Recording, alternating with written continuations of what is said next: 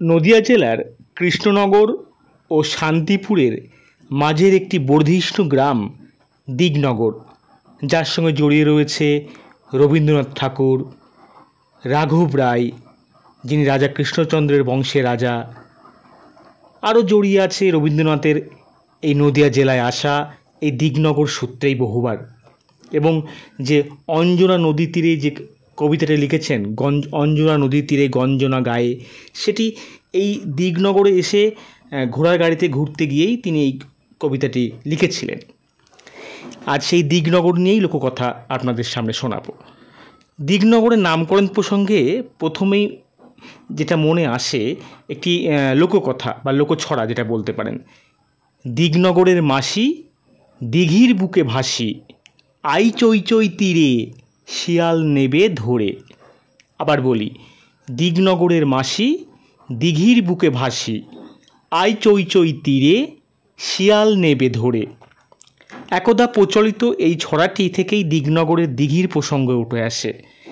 দিঘির নগর বা দিঘির তীরবর্তী নগর থেকেই এই গ্রামের নাম হয়েছে দিগনগর।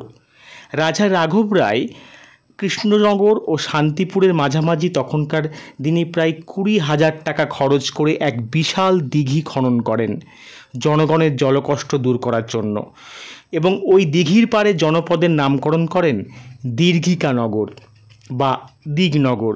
দিঘিটি ছিল দৈর্ঘ্যে প্রায় 1452 হাত, প্রস্থে 420 হাত। বর্তমানে দিঘিটি ভরাট হয়ে এসেছে প্রায়। এই দিঘির পূর্ব তীরে এক বিশাল ঘাটও তৈরি করান এবং নির্মাণ করেন এক সুরম্য প্রাসাদ।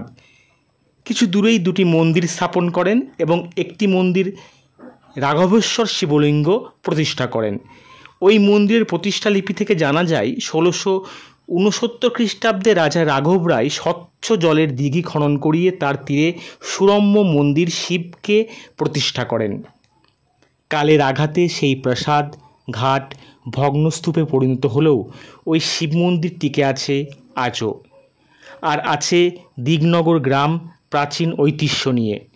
ওই শিব মন্দিরে পালযুগের যে বিষ্ণু মূর্তি আছে সেটি পরে স্থাপন করা হয়েছে। অনেকে মনে করেন দীর্ঘনগর বা জনপদ থেকেই এই গ্রামের নাম হয়েছে দিগনগর।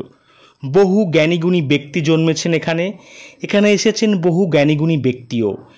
রবীন্দ্রনাথ ঠাকুর এই গ্রামে এসেছিলেন তার বোন সৌদামিনীর বাড়িতে এবং এখান থেকে একটি ছড়াও সংগ্রহ করেছিলেন।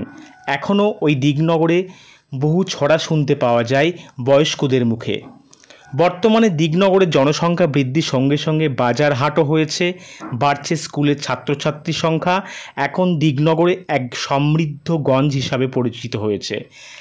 দিগনগরের মাসিরা হয়তো ঘোড়া বুকে নিয়ে দিঘির বুকে সাঁতার কাটে না, কিন্তু লোকে মুখে ছড়া কাটে আজও। এই লোকমুখে ছড়া বা লোককথা ছড়া থেকেই, লোকশ্রুতির ছড়া থেকেই রবীন্দ্রনাথ বলেছিলেন, এই দিগনগরে এসেই রবীন্দ্রনাথ বলেছিলেন যে এগুলো খুব সযত্নে আমাদের রেখে দেওয়া দরকার।